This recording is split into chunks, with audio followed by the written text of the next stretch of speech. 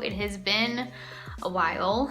I have just been really busy doing art, and sometimes it's hard to film it and do it at the same time. You just need to be able to focus on like the actual making of it and not worry about like maneuvering around a camera.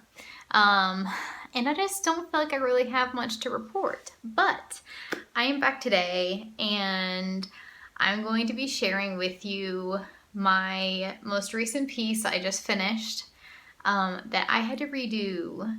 And I'm going to share with you the first part that I filmed that was the part that didn't end up turning out well, and then the second part, which was making the final piece. I think that it's just kind of helpful to see someone struggle, to see how, you know, someone might have to try multiple times to do something and what I did differently. Yeah, so I just thought I would share that part of the process with you. If you only want to see the perfect version, it's not perfect, you can head on over to this spot in the video, and that is where you can start for that. So what I decided to illustrate was two sisters, an older one and a little one, and the older one is making a lei. If you guys don't know, you may know if you've been following my channel. I used to live in Hawaii a few years ago now, and I just don't think you ever get over it. I don't think you ever get over Hawaii. So I really need to do more people stuff for my portfolio. So I thought that this was a really fun idea for me. I felt very inspired about it. And yeah, I think that I'm continually starting to figure out how I like drawing people and the techniques I like to use. For this piece, I did so many different materials, watercolor, acrylic, pencil, like colored pencils, and digital. So yeah, it was quite the process. I'm really thankful for my iPad. I'm finding that as I do more people, I think that the expression is really hard. So it's really nice for me to be able to do that part digitally, because then I can just play with it as much as I need to. Obviously, there's certain parts of like the face that you have to get right, because you can't just put like smiling eyes on a face that's not smiling. But as far as like the shape of the eyes and stuff like that, and the tilt of them and everything, I find it really challenging. So that was the main problem with the first piece I did, was that it turned out the little girl was too small. She looked kind of weird. Her eyes weren't looking in the right direction, which I find to be very difficult to portray for some reason, unless you're gonna make like, you know, white circles with a black dot in them. I think that it's hard. So yeah, but I thought that you guys could follow along with me, and I hope you enjoy. And also, I will be sharing with you later today. I have to put together my file for my pin maker to make this pin. On Instagram, I took some requests for my next pin design. One person wanted a sable point lop bunny, which is like a certain type of fur for a lop-eared bunny with like the down ears. Another person said a bunny with flowers, and another said like a Polynesian or Hawaiian bunny. So, and let me just say, I know all Hawaiian people are not always wearing leis, okay? But that was the idea for this bunny. It's a bunny in Hawaii, okay? So anyway, I combined all of those ideas because I thought, okay, I can do the lop-ear bunny. If it's Hawaiian, or she wants it to be Hawaiian in some way, it would make sense to put some tropical flowers with it. So anyway, that is what I did, and I have the design, and I just have to get the file prepared to send over to my pin maker, and then I can get my quote, and then I can open it up for pre-orders. So that'll be really exciting, because it's been a few months since I've made a pin, and I think it's gonna be really cute. I took a poll on Instagram if you guys wanted just the face or the whole body, and the whole body is what won. So the face was just going to have a little hibiscus by its ear, and the, oh, there's a birdie. Hi, birdie. The full body is going to have a lei also. So, yes. Okay.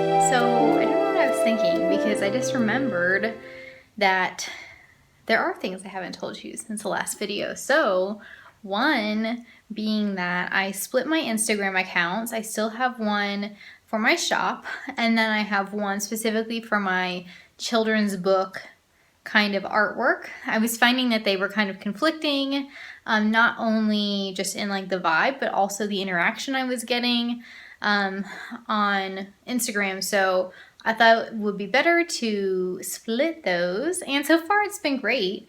I know that a lot of people are kind of against that, but I have found that as far as my analytics go, my sales, my following, it's all been good and better.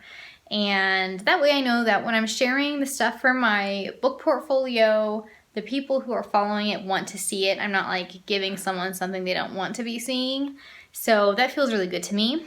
And on there, I am doing a graphic novel. It's very fun. It stars a possum, a raccoon, and a rat so far. Yeah, so that's been really fun. I've been sharing pages from that over on my book account, and also on Patreon I've been sharing my sketches and my process behind that. So it's been really fun. And I've started doing a new thing as I work. Instead of having music on, instead of having a podcast on, I've been listening to audiobooks, specifically novels. I feel like, for one thing, it's a helpful thing for me to just to learn about different stories, how different writers approach them, things like that, because as a kid, I was not a huge reader, and when I'm doing my art, sometimes it's hard for me to sit down and read a book versus sit down and do a drawing. So I've really been enjoying listening to some audiobooks. Currently, I'm listening to Jurassic Park, which I have read like 2/3 of the actual book, but I never got around to finishing it. It's my husband's favorite. And yeah, so that's been kind of fun. It is different than the movie. And yeah, really enjoying it. So I recommend that to you guys. I just also finished one by the same author, Michael Crichton, called Timeline, which I really, really loved. It was very suspenseful. And if you're interested in like time travel-y type of stories or a little bit of sci-fi, and yeah, I don't know, it was really good. So yeah, that's been kind of inspiring and fun to have something like that for my mind to be thinking about while I'm doing my work. It makes the day go by faster. And yeah, so I don't know, you can try it out. I've been enjoying it, but I just made my smoothie, and now I will let you see my process, and then we will work on the pin. So if you guys have been following me for a while, you know that I do my sketches on Procreate. This enables me to be able to go back and easily change them, also not using extra paper, and I can print them off and just repaint it as many times as I need to, which this is one of those cases where that really came in handy.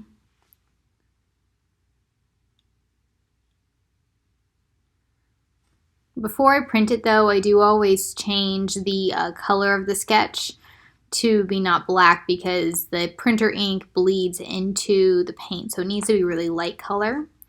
Played around with different versions of the background, just trying to get an idea of how I would tackle it. Backgrounds are always kind of a struggle for me. But I pretty much had determined that I thought I wanted to do this bamboo background.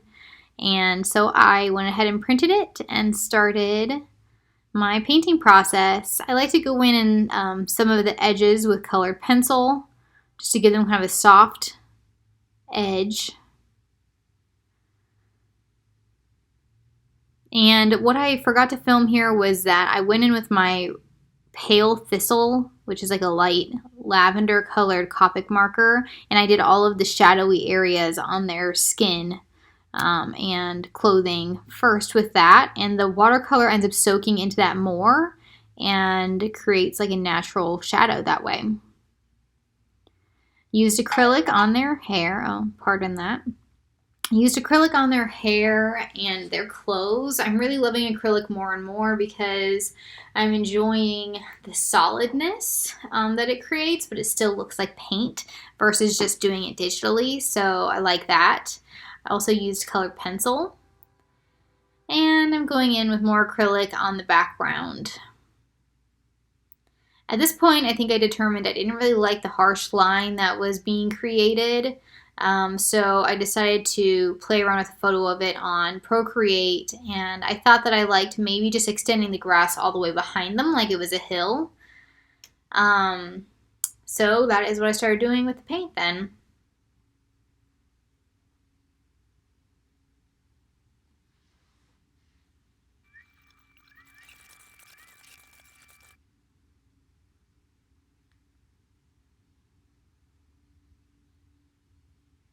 Alright, so I finished the painting and I have it scanned in to do all of their features and the outline.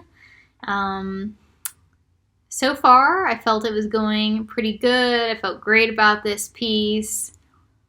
Struggled a little bit with the face, and then I sent my husband a picture of it, and he's like, the little girl looks weird, and the big girl looks bored. So I ended up having to, I ignored that problem for a while and worked on the flowers, as you can see, and then I tried to fix it more and more, and just couldn't really seem to fix it. Sometimes I can do it digitally, but this time it was just messing with the hand done part of it to try to fix things digitally, and it did not end up working out.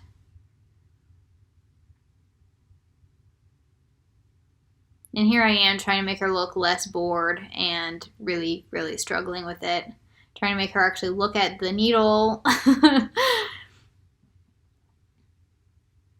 And so I went back to the drawing board.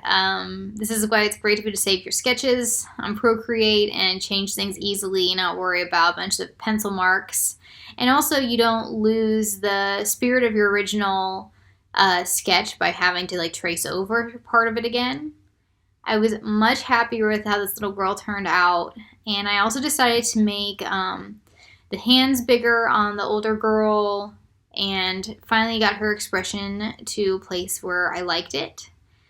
I drew fangs on the little girl for a second. I was so angry. I worked on her expression forever and finally got to a point where I felt like maybe it was how it should be, and kind of mocked up my color idea a little bit. And now here we are adding in the lavender Copic marker for my shadows. Decided to go a little bit more intense with the lighting on the little girl's shirt this time, and you'll see how I end up tackling that. I'm really happy with her shirt. It might actually be my favorite part of the whole painting, which is kind of silly, but going in with colored pencil, certain areas. I like being able to have different textures, which I think is why I enjoy using so many different mediums.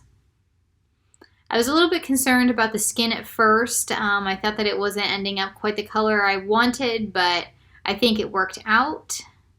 And going in with some acrylic on their clothing. And so for the little girl, you can see I chose kind of like an aqua paint, and then I added in shadows and a little bit of a highlight.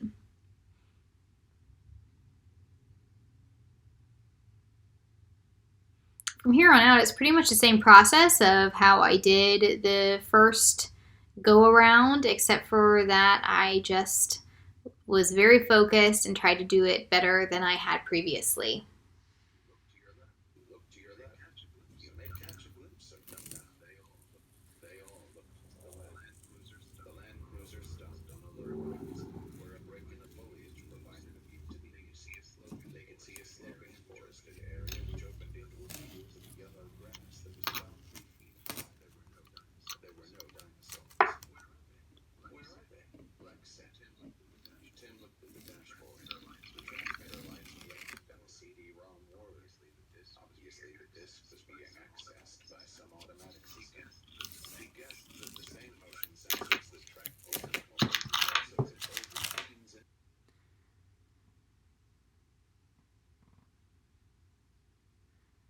One thing that you'll see on this piece is that on some of the outlines, I actually did black on like the underside of their arms or whatever the object was, and then I did more of like a plummy brown color on the top side.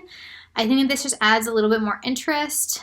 You can see I'm still struggling with this little girl's face, but here we go. I finished the people and I am working on the background. I felt that the grass all the way up maybe wasn't right, but was struggling with how to make it have a background without it feeling like a harsh line. So I ended up trying lots of vines, and then I finally went back to the bamboo idea, but in a more subtle way with some sky peeking through. And thanks to my mom and sisters for bearing with me while I sent them my ideas, and they helped me kind of nail down this background. And my husband, who was very patient with me while I tried to work on the expression. So here it is. The finished piece. I hope you guys like it. I'm pretty happy with it at this point. I think I could keep working on it forever, but sometimes it just feels better to be able to leave some of the imperfections so it still feels hand done, because I don't want it to feel too perfect. So anyway, you can check out the full piece on my portfolio, which I will link below, and also on my Instagram for children's book artwork. Okay, so here is the bunny pin design. Very cute. So now what I need to do to get this ready for my pin maker is I have to make sure that all of the colors have a match in the Pantone color library, because that's the type of ink that they use. And so in order to get a mixed color that looks correct, it needs to be in the Pantone code so they know what code to put in. That's about as technical as I can be with it, because that was part of my graphic design days that I really did not quite understand. But what I do is, ignore that, I take the eyedropper tool and I select one of the colors, and I go down to the little square here, and then when it comes up with a color library, I can go to color libraries. We're already on the Pantone solid coded, which is what my pin maker needs. And it comes up with a matching color for me, which is very close match, basically indistinguishable, which is really nice. So I'm going to remember what that's called, 473C. I'm going to make sure that the bunny is actually filled with that color. Whoops.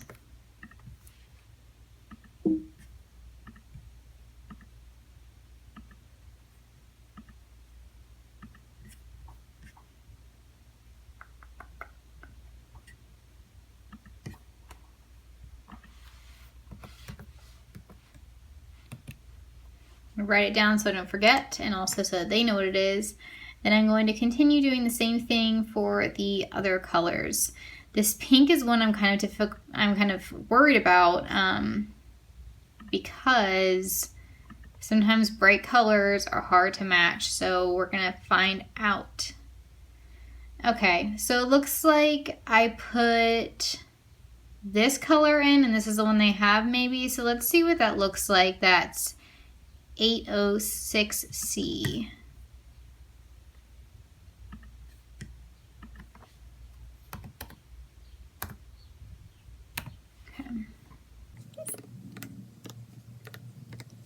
That was 0 looks like in this font. That's weird. Okay, apparently it is. I'm just going to have to deal with that.